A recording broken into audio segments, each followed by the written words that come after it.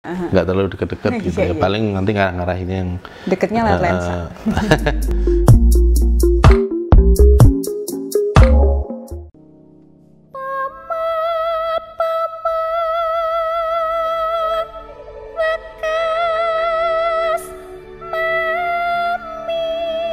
Demikian simulasi pernikahan adaptasi era baru dihadirkan oleh kawan-kawan dari Gabungan Perkumpulan Penyelenggara Pernikahan Indonesia. Oke, halo Sobat GK.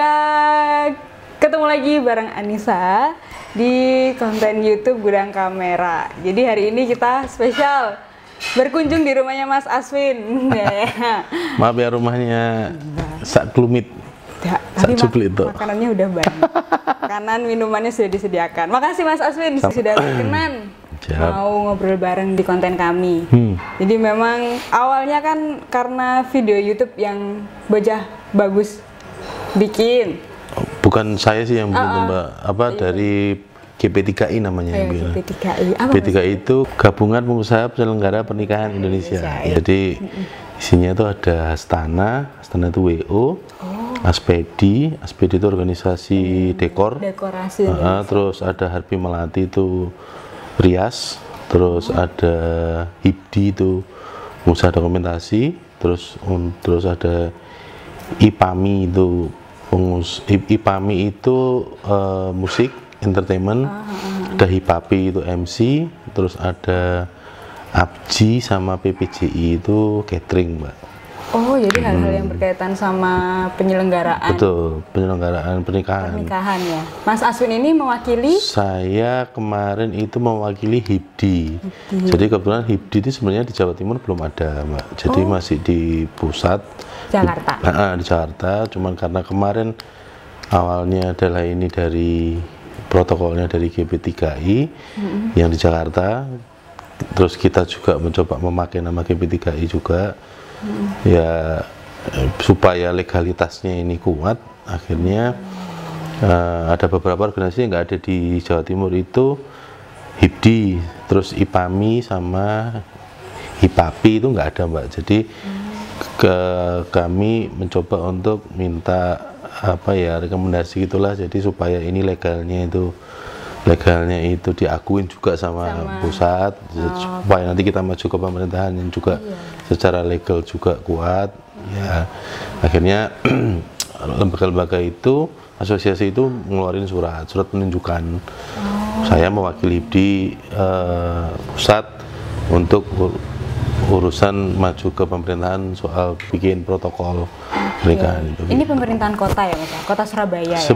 Karena sebagian besar asosiasinya ini Jawa Timur, jadi kita sih concernnya ke Surabaya dan ke provinsi, Mbak.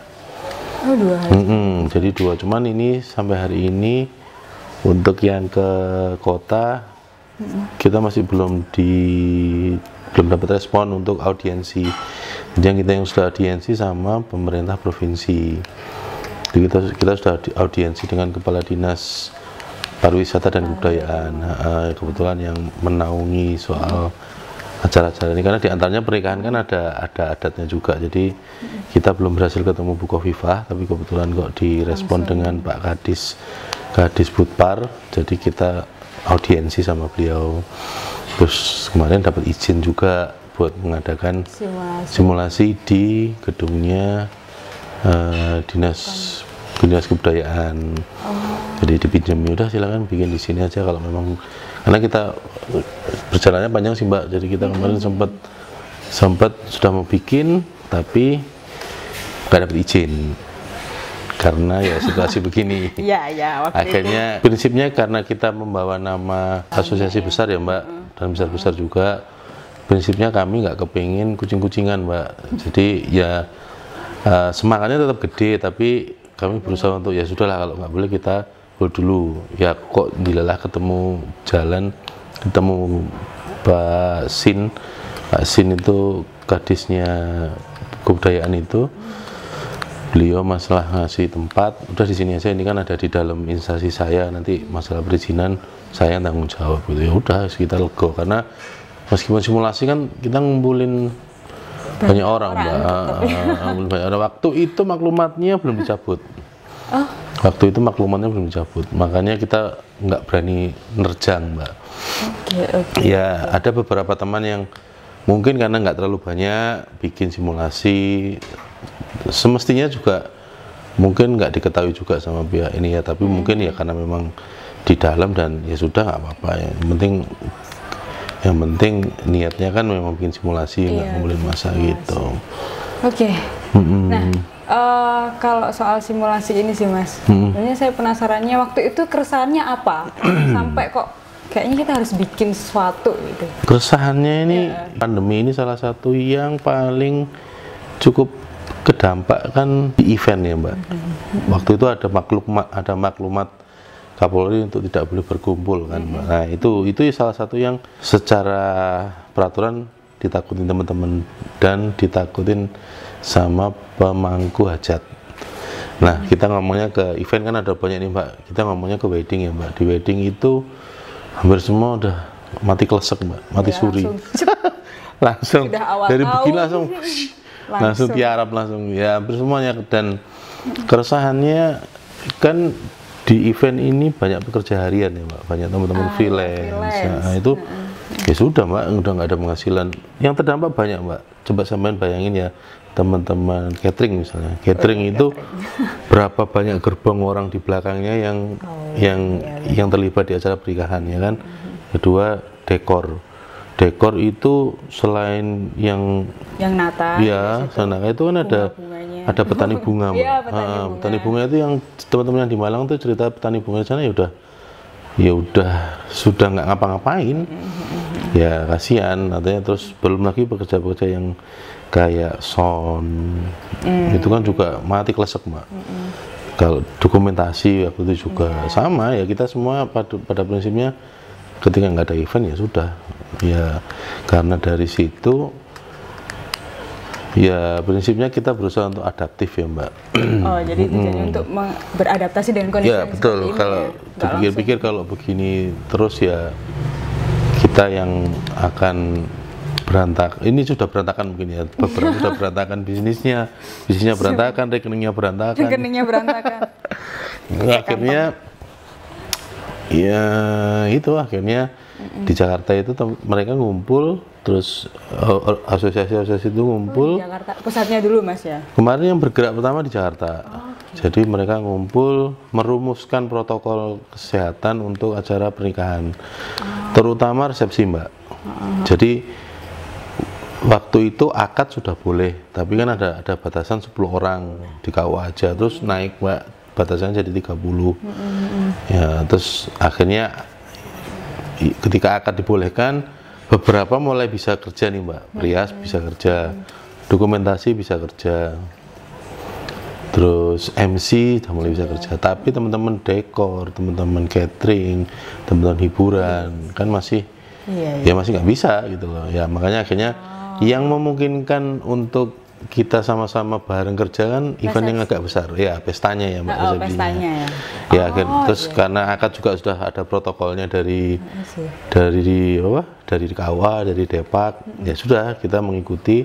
Tapi untuk resepsi karena memang benar-benar belum boleh ya, waktu itu tujuannya sebenarnya kita kepingin pemangku kebijakan itu tahu bahwa kita berusaha adaptif. Jadi misalnya kita audiensi dengan pemangku kebijakan itu, kita nggak cuma ngeringi tok gitu Mbak.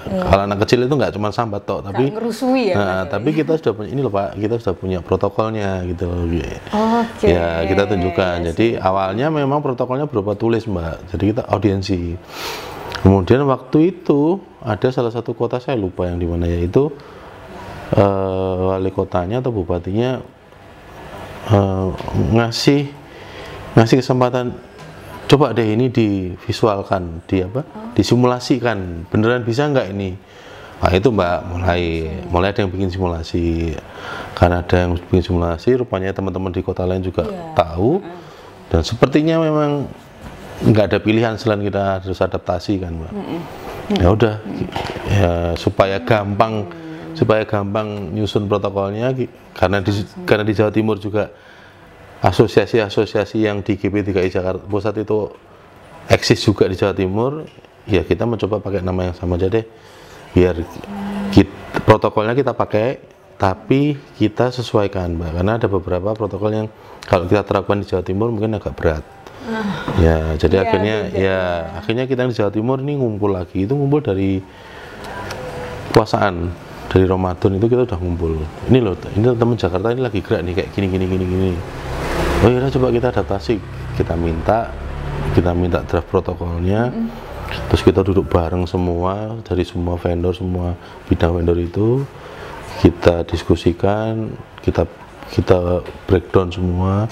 Yang ini oke, yang ini kayaknya nggak bisa nih. Terus diterapin, disesuaikan sama bisa nggak sih ini kalau dipakai di sini. Terus ada yang bisa, ada yang enggak. Gitu, enggak Mbak. Akhirnya beberapa daerah juga ya prinsipnya basicnya hampir sama, tapi ada beberapa mungkin yang akhirnya mengikuti daerah sama. Kita berusaha menyempurnakan, karena yang di Jakarta waktu itu kumpulnya sekali atau enggak cuman kumpul lewat Zoom gitu loh Mbak, minta lewat Zoom. Nah, kebetulan kesini kan kita sudah semakin aware, jadi yang di Surabaya ini sempat ketemu fisik, kita breakdown, ya kita diskusi agak lama. Ini nggak bisa ini gini nih, ya udah itu akhirnya protokolnya kesusun Mbak, harapannya memang ya dalam acara pernikahan itu jauh lebih aman daripada kita pergi ke pasar gitu loh Mbak. Iya. Maut Mas. Iya, artinya kan kita bisa mengontrol protokolnya, tapi kalau di pasar kan nggak bisa Mbak. Artinya ya bagaimanapun kita harus adaptif, kita harus adaptasi sama keadaan. Ya udah itu. Jadi kegelisahannya dari situ, karena kita udah mampet ya, sudah nggak ada job sama sekali ya, udah mampet sama sekali ya. Tapi tadi menjawab sih Mas, kayak misal kan banyak juga, halas nggak usah resepsi, akad aja ribet gitu kan, apalagi kondisi kayak gini. Tapi pada akhirnya tadi udah dapat poinnya kalau sebenarnya resepsi itu juga bisa membantu kayak petani bunga, terus hal-hal yang nggak kita sadari gitu. Jadi yang paling ini Mbak, di antara teman-teman tuh yang paling ya bagaimanapun selalu ada hikmah ya. Kalau katanya Simbah, katanya orang bijak gitu dari hikmah. Dari dulu kita selalu merasa, mungkin teman-teman di vendor yang di pernikahan ini selalu merasa bahwa industri pernikahan itu enaknya akhirnya pasti selalu ada. Orang nikah kan pasti ya selalu, selama ada Adam dan Hawa pernikahan akan selalu ada gitu. Tapi ternyata ya itu kelihatannya enak, seksi gitu ya. Tapi ternyata bisnis kita ini rigid. Begitu kena pandemi selesai, udah langsung berhenti semua. Gerbongnya mandek jegrek, nggak bisa ngapa-ngapain. Ya akhirnya dari situ kan kita belajar, oh ternyata ya semua bisnis juga pasti ada ya Mbak. Tapi kita nggak pernah menyangka bahwa bisnis ini tuh serigid ini gitu. Makanya akhirnya ya itu ya semua nggak mau ngumpul, terus kemudian ya kita berusaha mencari jalan keluar gitu. Terus sekarang update-nya gimana Mas setelah simulasi kemarin? Sejauh ini update-nya teman-teman inisiator nih gimana? Ya balik lagi ke niatan awal bahwa kita kepingin pemangku kebijakan itu mengetahui bahwa gerbong-gerbong di bisnis industri pernikahan ini juga berhenti gitu loh Mbak. Jadi kita berusaha untuk beliau-beliau ini tahu bahwa oh iya ya ternyata ada bisnis sektor yang memang ini juga sangat terdampak gitu. Ya sementara kalau untuk provinsi di beberapa kota lain kepala daerahnya sudah membolehkan Mbak. Surabaya khususon kita beraudiensi aja belum. Risma, kapan kamu bisa ketemu? Kamu bisa bertemu. Tapi ya memang sekarang kondisinya udah agak sedikit lebih longgar Mbak. Satu, maklumat Kapolri yang larangan berkumpul itu kan sudah dicabut. Nah, ada perwali yang sudah dikeluarkan oleh wali kota yang di situ menyebutkan boleh mengadakan hajatan. Tapi memang kenyataannya di lapangan masih ke polsek nggak ngasih izin, kemudian harus diketahui juga oleh gugus tugas. Teman karena gugus tugas kan juga udah dibubarkan kan Mbak. Ya kondisinya sih kasih longgar, tapi tetap memang kita butuh edukasi Mbak. Paling nggak ke pemangku kebijakan tahu bahwa kami sudah punya protokol dan mengedukasi teman-teman sesama pelaku industri. Karena protokolnya ini buat kedua belah pihak, bukan cuman kliennya, bukan cuman vendornya. Yang nantinya akan ada pihak ketiga, ini tamu. Ya ini kita juga harus mengedukasi semua gitu loh Mbak, bahwa ya ayo kalau mau pesta pernikahannya, ayo ini ada protokolnya gitu. Sudah ada protokolnya. Betul, sudah ada protokolnya. Nggak perlu khawatir. Karena emang nanti ada di videonya itu benar-benar ketata ya Mas ya, tersistematis sekali gitu. Nah ini kira-kira yang membedakan nanti perhelatan pernikahan di era adaptasi ini sama sebelumnya dulu, sebelum ada ini semua, itu apa Mas, selain protokol kesehatannya mungkin? Sebenarnya nggak ada Mbak, yang membedakan protokol kesehatan. Protokol kesehatannya. Protokol yang kita atur kan ada banyak itu Mbak. Protokolnya ada banyak. Yang standarnya pasti masker dan face shield kalau perlu ya. Ada beberapa yang handscoon juga, sarung tangan itu yang pasti. Terus beberapa yang kita atur juga ada, termasuk manten itu harus pakai masker apa enggak.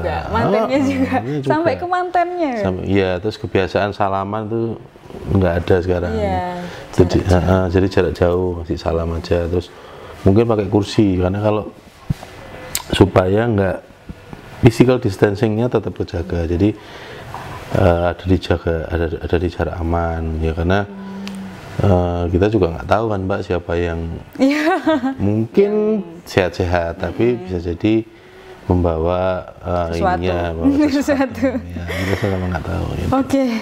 Nah tapi kalau kayak gitu nanti ada dari pihak ini kah Mas? Maksudnya ada yang mengawasi kah? Kalau misalnya akan terjadi. Nah itu yang belum tahu karena kita juga masih belum banyak yang berani intervensi.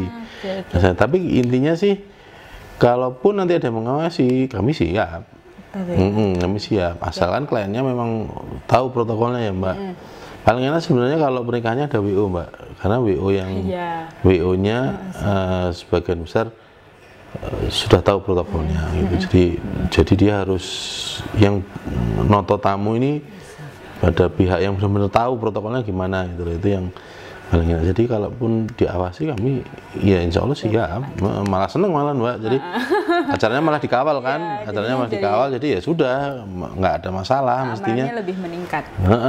Selain keamanan juga mestinya kenyamanan juga. Nggak digerebek.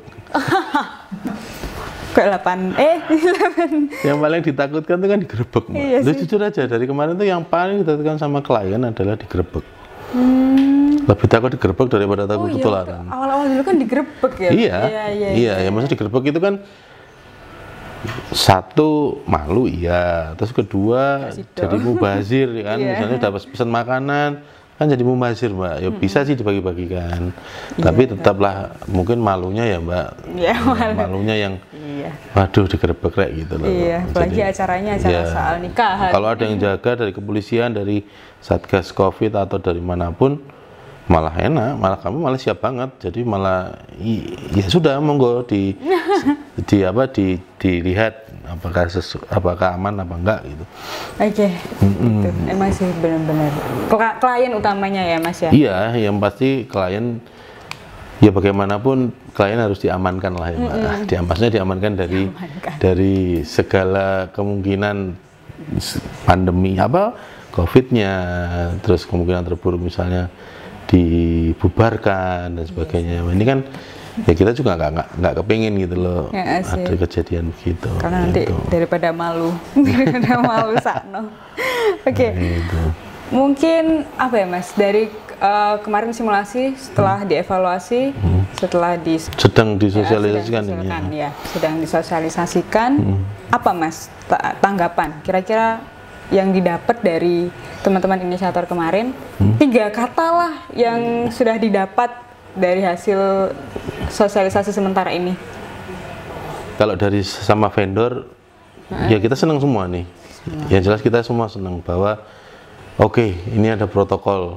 Paling enggak ketika kita mengedukasi klien, oh seperti ini ya. Jadi nggak cuma tulisan gitu loh Mbak, ada visualnya kan, karena sudah kita simulasikan kayak gini loh. Gambarnya kayak gini, itu ya memang pada akhirnya ketika protokolnya bisa kita jaga, acara ini ada protokolnya, ya apalagi ya mungkin bukan apalagi yang ditakutkan, tapi minimal kita bisa mengontrol situasi gitu loh Mbak.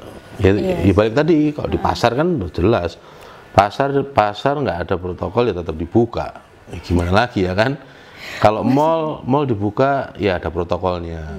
Ya sama lah. Kita kan juga kalau acara pernikahan kan juga mengumpulkan orang, mungkin sama kayak di mall, tapi jelas ada protokolnya gitu loh Mbak.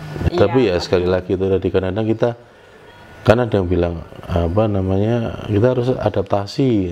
Ya adaptasi itu ya semua, ya adaptasi caranya dan adaptasi pemikirannya. Artinya gini, mungkin kalau dulu kita mengundang orang 1000 boleh, tapi kalau sekarang dengan protokol kan suggest-nya itu 30-50% kapasitas gedung aja misalnya. Oh, berarti aku nggak bisa ngundang 1000 dong Mas. Ya nggak bisa, jangan. Kamu mau, artinya pemikiran-pemikiran yang lama ini mungkin perlu kita adaptasi dulu. Nggak bisa, protokolnya nggak. Kalau kamu tetap mengundang 1000, physical distancingnya nggak bisa kejaga. Protokolnya jadi nggak aman dong ya. Nah, artinya adaptasi itu pun termasuk pemikirannya. Karena ada solusi Mbak. Nggak usah ngundang semua Mbak. Kita sekarang menawarkan diantaranya live streaming gitu Mbak. Jadi langsung kita kasih screen, kita live-in teman-temannya atau saudara yang dari luar kota nggak bisa datang, bisa lihat rangkaian acara yang nanti ada yang kita bikin sesi mereka ngucapin ke mantan langsung tuh, pakai Zoom biasanya. Jadi live-nya di IG sama di Zoom, di YouTube sama di Zoom. Kalau yang dipakai Zoom dia bisa nyapa, nanti ada momen yang kita interaksiin antara mempelai dengan dengan tamu-tamunya. Kalau dari teman-teman dokumentasi, ada kendala nggak Mas selama kemarin mungkin simulasi itu, kendala apa ya yang ditemui? Nggak ada sih Mbak. Kalau kita protokolnya selama ini sudah nggak ada pandemi pun. Kita kan motor juga selalu jaga jarak kan Mbak, nggak terlalu deket-deket gitu ya, paling nanti ngarah-ngarahinnya yang deketnya lewat lensa. Terus foto apa namanya, peralatan kita juga nggak berpindah tangan. Nah, kalau dokumentasi kan dipakai sendiri kan Mbak, jadi kalau protokolnya sih nggak ada yang sulit sih Mbak. Kita protokolnya cuman pakai masker, pakai hand sanitizer, alatnya dibersihkan, mungkin biar aman setelah acara langsung ganti baju. Jadi buat menjaga kebersihan sendiri sih. Ada yang menarik sih Mas, pas di video YouTube itu kan tidak menerima permintaan foto lewat handphone.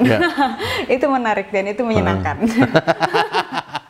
Jadinya kita tidak disusahkan dengan mak-mak. Jadi punya alasan ya buat nolak mama ya. Mak-mak yang biasanya kemana-mana. Nah iya sih, itu salah satu protokol juga Mbak. Jadi salah satu protokol. Masuk protokol ya Mas ya? Masuk Bukan protokol. Alasan loh ya? Bukan, itu masuk protokol karena memang kita harus menghindari perpindahan penyebarannya kan lewat perpindahan, entah megang barangnya. Kita nggak tahu beliau yang punya HP ini jorok apa enggak, misalnya gitu ya. Kalau kemarin-kemarin kan kita nggak mikir lah. Ya paling kan teman-teman kan paling sambat suruh mutin orang banyak gitu kan ya. Tapi ya sekarang kita memang masuk protokol. Nggak boleh foto pakai kamera, nggak menerima foto dari kamera orang lain. Ya mohon maaf, bukannya apa-apa karena memang kita menghindari perpindahannya itu. Saya juga dapat klarifikasi nih di tengah perbincangan di luar sana, netizen di luar sana, kalau nggak usah resepsi ribet, nggak usah resepsi khawatir, masih takut, udah akad aja lah yang paling simple gitu. Iya sih memang. Ya tapi sekarang loh Mbak, apa namanya, tanpa ada pandemi pun resepsi pasti lebih ribet daripada akad ya kan. Iya sih. Terus sekarang akad pun juga pasti dengan protokol kan. Kalau yang nggak pakai protokol mana boleh. Kau aja nggak mau datang kalau misalnya nggak pakai protokol ya kan. Kawannya dilihat kok nggak protokol, kawannya pasti nggak mau Mbak pulang karena itu pernah kejadian. Kalau nggak protokol, saya pulang gitu Mbak kawannya. Ya akhirnya kan tetap pakai protokol. Berarti resepsinya kan mestinya juga bisa juga, tapi dengan protokol. Jadi intinya kalau kami vendor-vendor sih siap. Jadi kita sudah siap dengan protokolnya, tinggal ini perlu diedukasi ya, mungkin gudang kamera kan followernya banyak nih. Paling nggak teman-teman yang fotografernya, dokumentasinya, atau bahkan mungkin yang calon-calon mempelai ini tahu kalau teman-teman di industri pernikahan ini sudah ada protokolnya gitu. Jadi ada protokolnya, terutama yang resepsi ya, kita concernnya ke resepsi karena akad sudah akad lebih mudah protokolnya. Karena ketika resepsi ini kan elemennya banyak. Dan di resepsi ini kita bisa melibatkan banyak rekan-rekan vendor. Jadi perekonomiannya juga biar bergerak lagi gitu. Tapi kami insya Allah siap dengan protokolnya. Udah resepsi dulu aja. Karena memang resepsi itu jatuhnya bikin bahagia yang lain juga. Tetap esensinya itu masih ada kok. Tinggal ininya aja. Betul. Ya tinggal teknisnya aja ya. Teknisnya yang mesti tahu semua juga gitu. Apa sih protokolnya butuh piye sih? Nanti tinggal dicari tahu aja. Menghadiri akad bahkan. Jadi akad sih insya Allah sudah aman sih Mbak. Menurut saya sih.